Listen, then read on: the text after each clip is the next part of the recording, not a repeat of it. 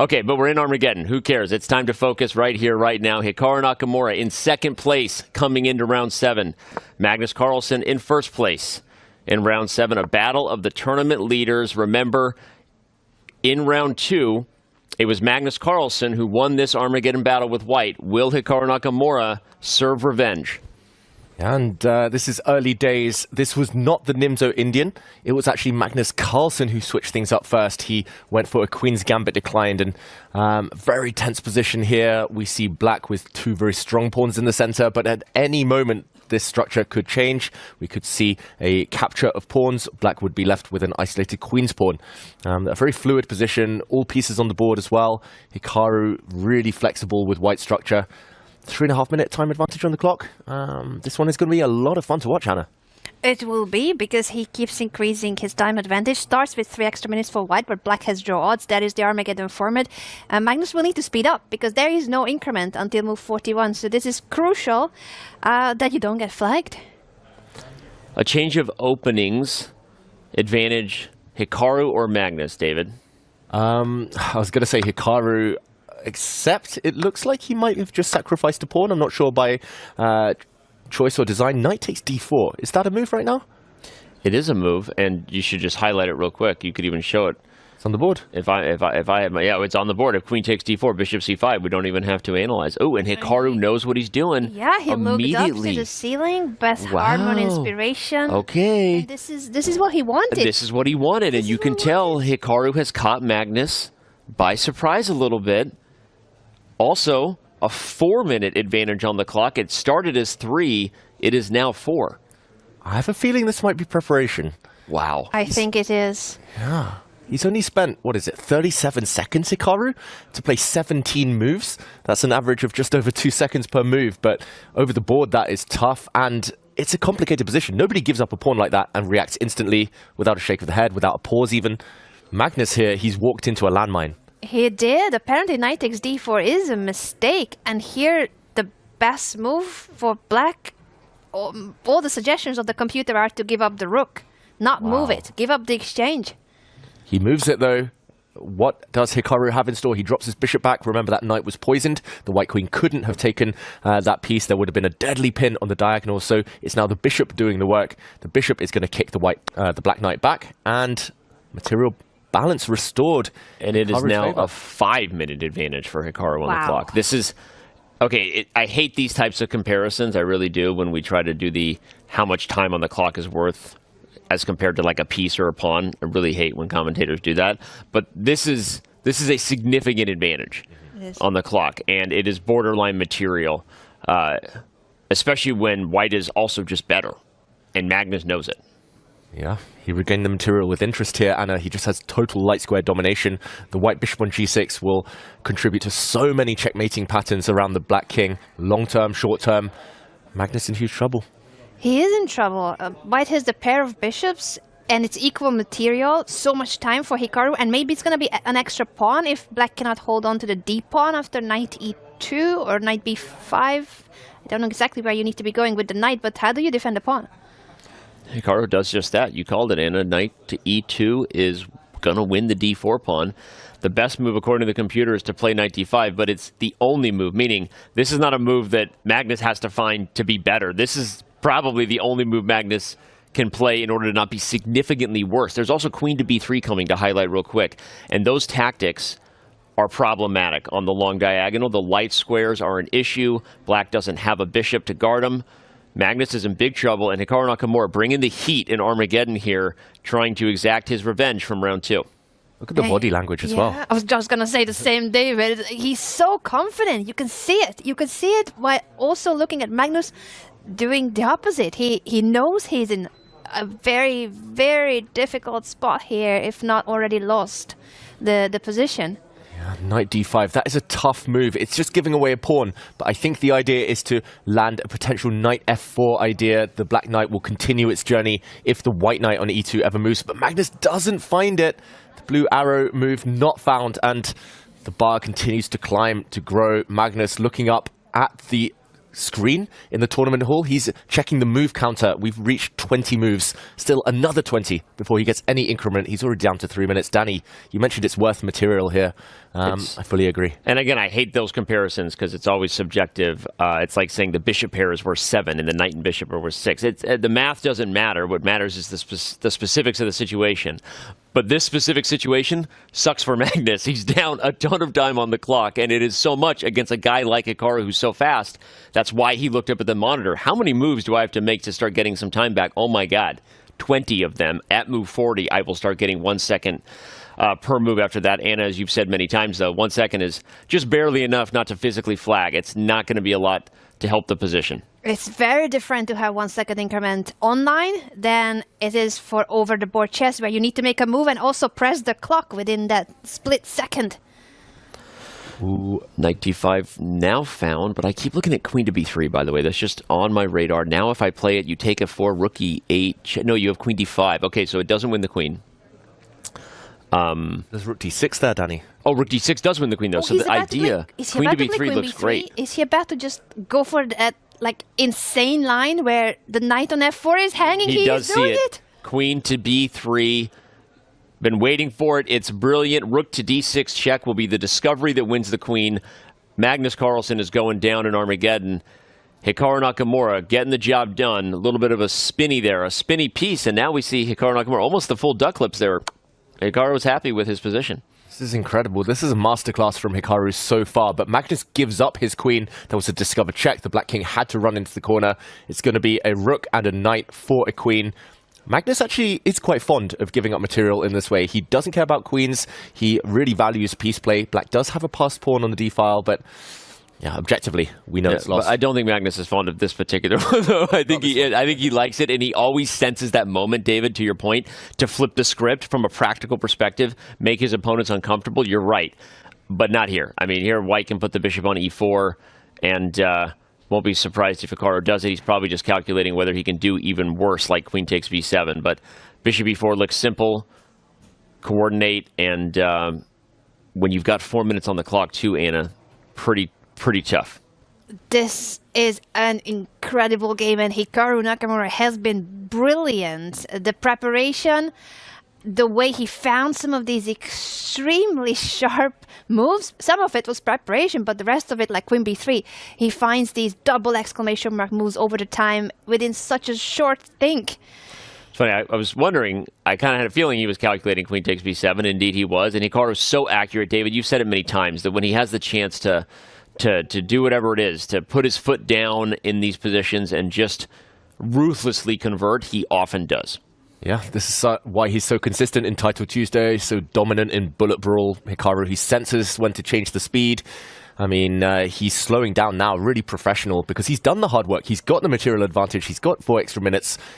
Blunder checking, that's the main job now for Hikaru Nakamura. Magnus needs a miracle, most likely based on running the d-pawn forward, but White has so many pieces are on the board right now. It's hard to imagine that working. Black's knights look nice, but they aren't on stable squares. This is a cleaning up job that Hikaru should be up to. Nerves are the only real thing that can get in the way right now. But Magnus, we saw it earlier in the tournament. 26 out of 31 Armageddon games won. That is incredible. It looks like this might be one of the rare exceptions. And that was 26 out of 31, by the way, before he got Armageddon and won again. I believe it probably is even better now than it was. Not that the stats matter. You made your point. I'm just saying, yes, Magnus Carlsen is pretty dominant in Armageddon, and we'll get an accurate and updated Magnus Carlsen lifetime Armageddon score at some point, but yeah, point proven, and it's not easy to beat Magnus in the Armageddon format, but Hikaru on his way to doing it. Yeah, Magnus fighting hard though. I love this last knight move, this jump from black. It stops White's main plan, which was to push the pawn forward to a5 to destabilize the black bishop, and that square was covered, but queen a6. Hikaru's so accurate. This knight now, the black knight, if it jumps, if it captures a pawn, it might just get stuck, trapped on that square. The white queen will come back and catch it. Magnus, I'm guessing he's going to continue journeying in with his knights, but black's bishop is actually a real source of concern here. Anna, Hikaru, he's just moved up all the gears. Look at the time advantage still intact. This is huge, and this is move 28. Magnus still needs to play 13 moves before there's any increment. He's playing knight to d2 with the idea that then the knight can jump to b3. That's a way of stopping white from pushing a5. So I think he is at least finding an immediate way to not be immediately lost. But it's still concerning. Hikaru's pushing a5 regardless, so he's saying that I don't care about knight b3. Yeah, I guess the idea was to maybe take the black bishop and the white pawn would have become super strong. But Magnus is actually also trying to get a knight e2 check trick in at some point. It doesn't work right now because the queen can go all the way back from a6. She is spying that square, but watch out for the knights to get dirty there against the white's king. You have to be careful. Knight takes e4 would unleash a rook on f8 to maybe capture a bishop on f2 at the end of some of those lines. So the reason I highlight is because if Magnus can somehow remove the queen or play d3 and cut off the queen's gaze, it is tricky. You're right. So as best as you can make it tricky, down a queen, down a ton of time, and objectively losing against Hikaru Nakamura, Magnus Carlsen is doing just that. Yeah, he's staying alive, and that's the main thing. In a lost position, again, good tip for everyone at home, just postpone the inevitable. You might get a chance later. Just keep fighting as long as possible. Keep setting traps for the opponent to fall into. White's bishop moves, just preventing any of those tricks that you mentioned there, Danny. Really nice, maybe unexpected move there from Magnus. There was a peer over at the clock. He's getting nervous now. He knows he's got to speed up. He's not found his rhythm. Knight back to b3, attacking White's rook in the corner. The rook will shift. Centralize maybe to the d1 square. That would be the most logical move to blockade Black's pass pawn. What's Magnus got up his sleeve? It's looking tough. Is he going to try to push the d pawn, but that invites the trade of bishops? He's doing so. His pass pawn is his only chance in this position, and the white king, if there's any tricks with the checks that you mentioned, Danny. Yeah, but as you said, it also invites simplification now. And Hikaru, David, you already shouted it out, but I'm going to double down on the point. Hikaru managing that time advantage so well. And again, if you're watching this and you're a young, ambitious player or an ambitious tournament player, doesn't matter what age you are, the point is Hikaru really putting on a master class of dictating the tempo and just recognizing that why give my opponent any unnecessary chances? Use the other advantage I've earned, which is the one off the board on the clock. And that's why he's able to continue to play these just super accurate moves. And we called it material earlier on, that it was a material time advantage. And that probably paid off, because if that was a mutual time scramble, David, that might have been nasty. There were some tricks with the knights, and it wasn't fun. But now Hikaru has made it look easy, and I think this one is all but over. Yeah, it looks like he's extremely close now. As long as he avoids any blunders to do with Black's pass pawn, then White has the queen. White also has some seriously strong pawns of his own. Yeah, again, note how Hikaru, he always pauses when there's about to be captures or some hardcore calculation needs to be done when the opponent has a threat. When it comes to maneuvering, piece placement, he's so good at trusting his instincts there. So definitely one for any improving player at home. The most clinical way of doing this, I'm not 100% sure. I would really want to kick this black knight out of the f4 square, if possible. Will he try to do that with his queen, with a pawn?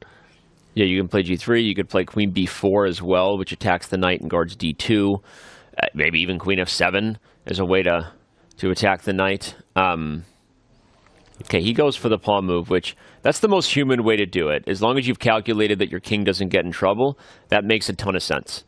And you love your queen where she's at anyway, because she helps the a-pawn advance. And d2 by Magnus, though he's not moving the knight because he's got this trick with rook e1 check and promoting his pawn in case of a capture. King f1. Now Hikaru in blue arrow territory. That's dangerous territory. Oh, king Gotta f1, find king f1. The only way to keep his advantage. Only winning move for Hikaru Nakamura. Under 2 minutes now. Will he find it? The blue arrow shows it. King to f1, covering any checks. Talk about Magnus Carlsen just making life difficult. Here we are seeing Hikaru Nakamura put on a master class in Armageddon as white. Yet it's not easy against Magnus. And just, oh my God, he doesn't see it. He played queen b4. Look at this, Magnus. And rook d4. I don't think Hikaru saw that move. He did not. Oh my God! The head shake shows that he did not see this. If the rook is captured, there's knight e2, fork, picking up the queen. And he sees that he has to take d2 now. Wow! Oh my gosh! Now Magnus should What a fold. comeback! Oh my gosh, Magnus Carlsen pulling a rabbit out of the hat. Will it be enough? Remember, a draw wins as black. All he has to do is hold this game to win in the Armageddon format. He did everything perfectly, Hikaru, for 35 moves. On the 36th move, he slipped, he blundered. This should be a draw, but White's pawns are so dangerous. Look at them racing down the board. This is still not easy at all for Magnus Carlsen. He will, however, get the increment now. They've just reached move 40, 1 second after every move. Can those pawns win the day for Hikaru Nakamura? He needs to win it all over again. The game started again, basically. He needs to, and he knows it. And that's the hardest part, when you know that you were completely winning and you spoiled it. He needs to somehow put that behind him, but at the same time, he's playing a game with only a few seconds on the clock. Can he do it? Can Hikaru forget about his missed chance? Like, he was completely winning. It may not even matter if he can forget about it, because at this point, the position is probably objectively holding for black, and as long as Magnus Carlsen can do what he does, I am just shocked here. Hikaru played brilliantly. He brought brilliant prep to the board. He literally had a brilliant move in this game with Queen to B3. He defined the term brilliant on his way to what looked like an Armageddon victory over Magnus Carlsen, but he's the GOAT for a reason. Magnus doesn't give up, and in this situation, heck, Magnus might be playing for a win here if he can gather some of those pawns. No, Hikaru might simplify. Magnus might flag! He almost flagged. He was on down to 1 second, and there's only 1 second he can. He's about to flag again. Wow, Magnus Hikaru trying to the edge. 1 second again. He's going to flag. He lost flagged. Oh my gosh. Oh my god, the reaction of Magnus. What in the world did we Cannot just see? believe it. Magnus is like, he knows that he should have held it. Hikaru comes back sheepishly like, oh man, I don't know what happened there. Magnus smiles.